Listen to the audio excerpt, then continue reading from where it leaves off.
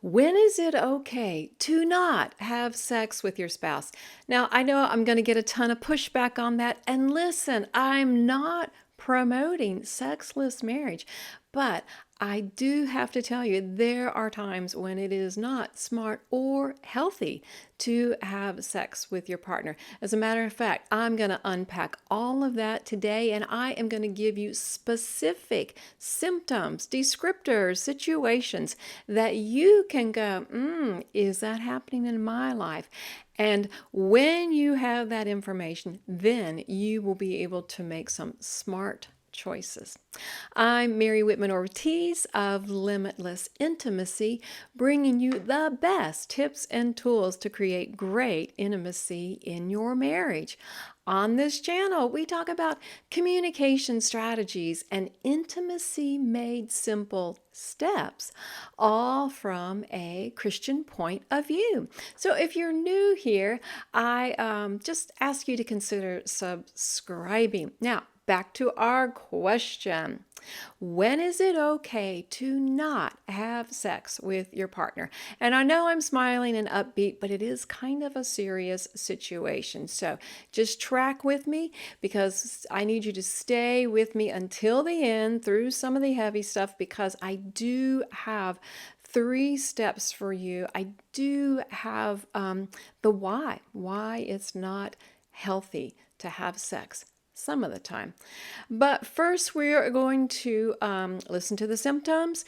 I want you to see where you fall, in the frequency of how this is happening in your marriage, and decide for you, is it a red flag? Okay, here we go. Symptom number 1, you feel like you're always having to walk on eggshells and you don't even remember what it's all about when that started.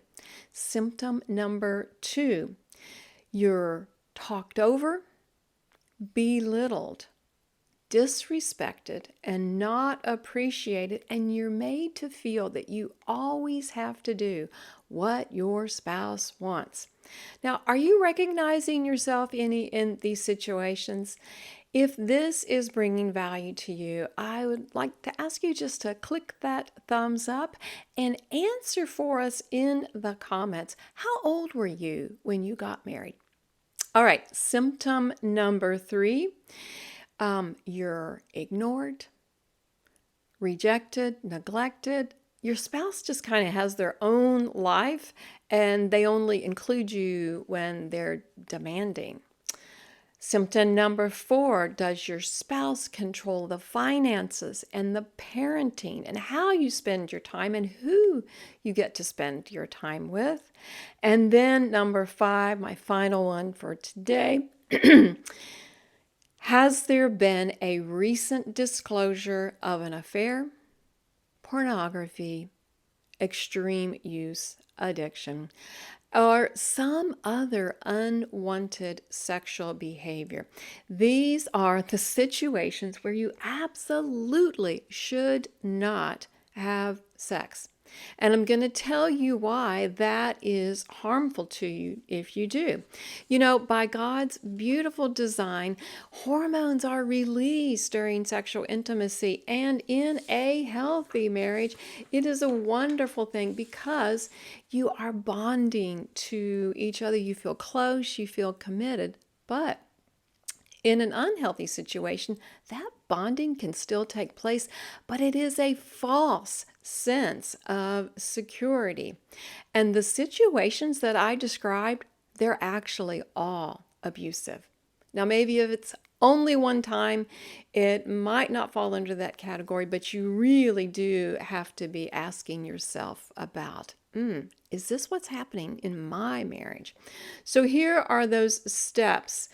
Number 1, seek professional help immediately. Don't want to alarm you. I need to just give you a reality check. You need an objective and trained perspective to reveal things and to help you stay accountable. Number 2, consider if you actually need to leave home now, or if you need to find a friend or family member whose house you could go to in an emergency. If tempers blow up and you need to have a safe space, find that ahead of time. My third step for you is to make a plan. And it's a plan that requires seeing change before you have intimacy again. So if your marriage is abusive, don't have sex. And if you're on the other side of that healing, then yes, you can begin to consider, when you trust again, how much access you give your spouse to your heart, to your body. I know it may seem strange because you're married and like, wait, how can abuse happen even in my marriage? How can I not feel like I can fully participate even in my marriage? But we know that these things happen all the time. And I just don't want you to have that false sense of security and find out that, wow, this was working against me all this time. Now, listen, do you need help managing your relationship? Well, I'm a relationship coach, and that's one of the things I do. I help couples to get to that place of healthy and thriving in their marriage. So if that's something that's on your list and you want some more support, please check out my link below, and we'll see if we can work together for that. Thanks so much for joining me. And remember, when your marriage thrives, everything in life thrives.